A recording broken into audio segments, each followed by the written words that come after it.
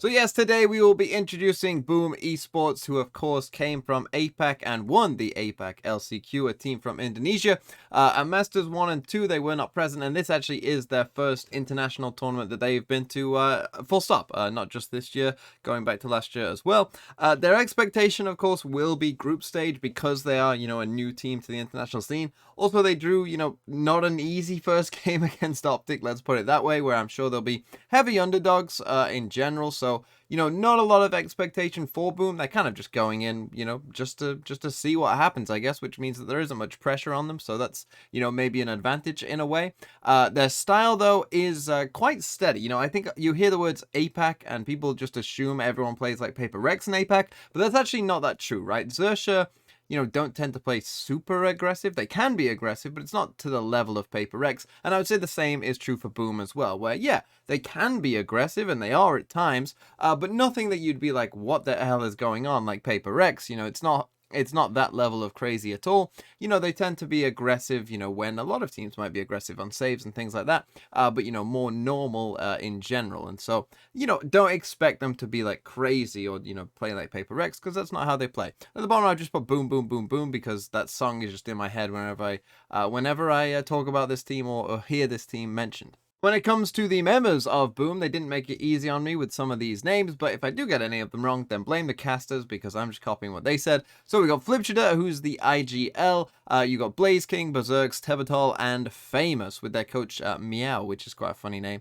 As well, and you can see based off the agents that they don't just have a one chamber player or anything like that. There's a lot of sharing of agents. There's a lot of different agents being played. Everyone's playing a ton of different agents, which is quite an interesting approach. And when it comes to kind of the stats for the players as well, you see that it's not like one person hard carrying either. It seems like more of a team effort in general.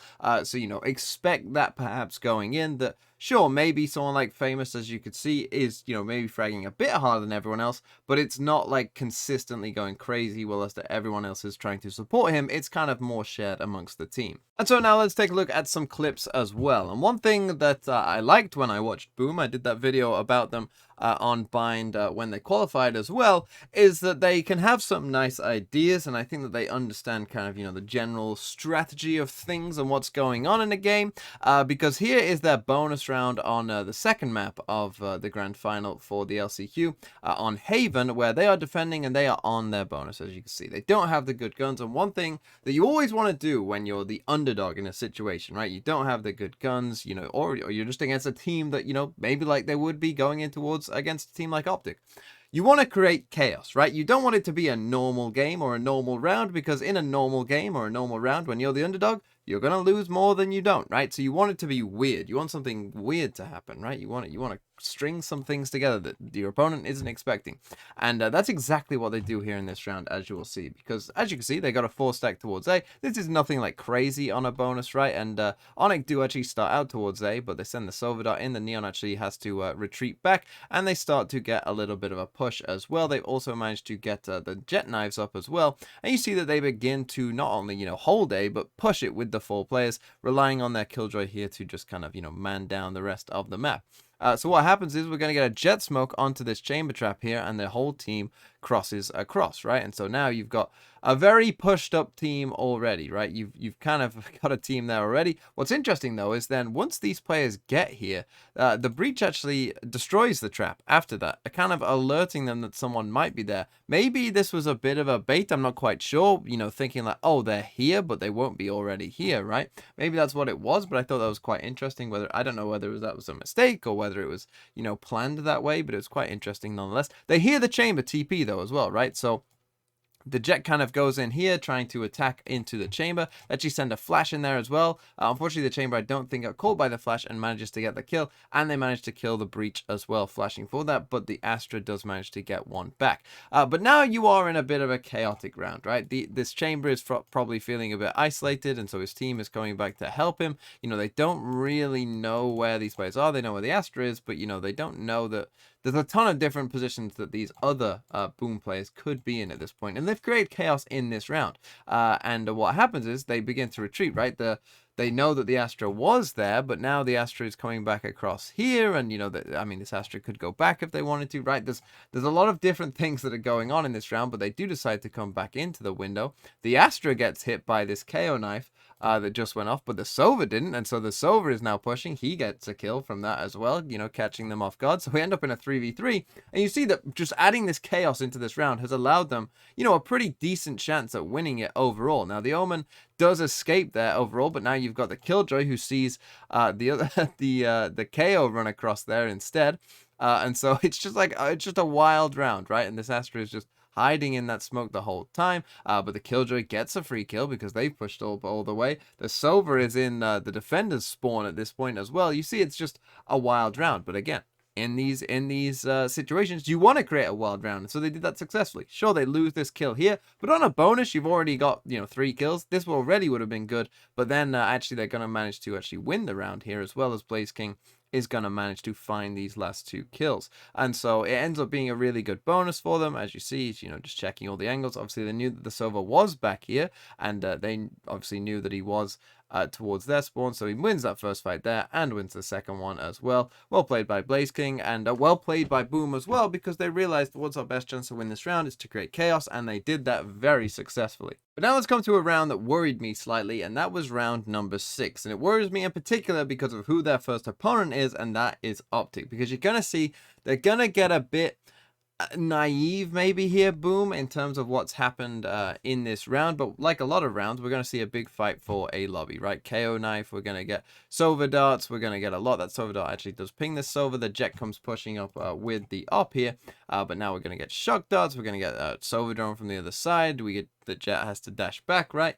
And all this while, the Neon has actually crossed as well. We get some pressure here from the KO and the Sova as well, still sticking around. And you see that, things are going a bit crazy. That Sova dart pushes the Jet back, and so the Jet finally has to retreat back to this angle. They put a KO nade there just to, reinforce that even more, that this Jet can't peek this angle yet, and then a KO flash just again to reinforce that. The Sova drone comes out and it doesn't see anyone, right? But what's happened is this Sova has now crossed here. Right, and now Onyx, are going to go a bit quiet, right? So the Jet gets posted back up, but they don't know about this Sova. So whilst the pressure is coming on the rest of this map, this Sova dart, obviously doesn't see this Sova hidden behind the wall. This Sova retreats thinking that, oh, they've gone away. And this is why I am this kind of thing I could definitely see happening against Optic, where watch what's going to happen. The Omen's going to TP across, this KO knife comes in, suppresses the Jet, but what's going to happen is this Sova is just going to keep walking.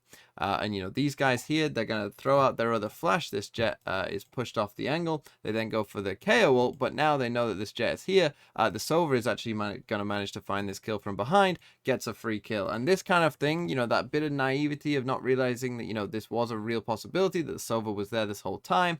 They lose this round because of that mistake. And I think particularly against Optic, who love to just walk as far as they can and see how far they can get before you stop them, right? And they win a lot of rounds by doing that. This round worried me specifically against Optic because that might happen to them quite a lot if they aren't really, really focused on what's going on. But now let's come to round 23. It's 11-11 and Boom are on a save, right? Not a great situation. It's probably going to be 11-12 to Onyx, and then, you're fighting for your lives to just get to overtime. But they're going to come up with a pretty ratty plan to win this round, right? They do have a breach ult, and so let's see how they use it. Because a lot of teams would use a breach ult to just go away. Right, and it looked like Onyx expected that as well, going for an early Sova ult, perhaps expecting that.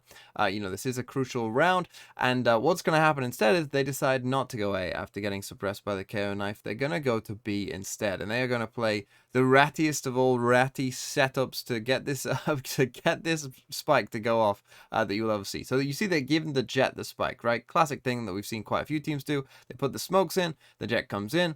tries to plant the spike, starts getting hit by the KO nade, so wants to wait that out, but then eventually will get the spike down and just have enough time to dash away as well. So gets out just in time. We end up in a 5v5 retake. You would think with the, they don't have great guns, you still think that this is absolutely fine, but of course they have a breach ult, but you don't see, too many breach ults used in this situation. But you see here the patience. At first I was like, why is he not breach ulting off the top of the spike? It's because they trust their Astra Suck here enough to where they feel like, there's no way that they're on it. So this Astra Suck comes off, actually catches quite a few of them, and, we're still good. The spike's still ticking. They get on it again. Now we see the breach ult.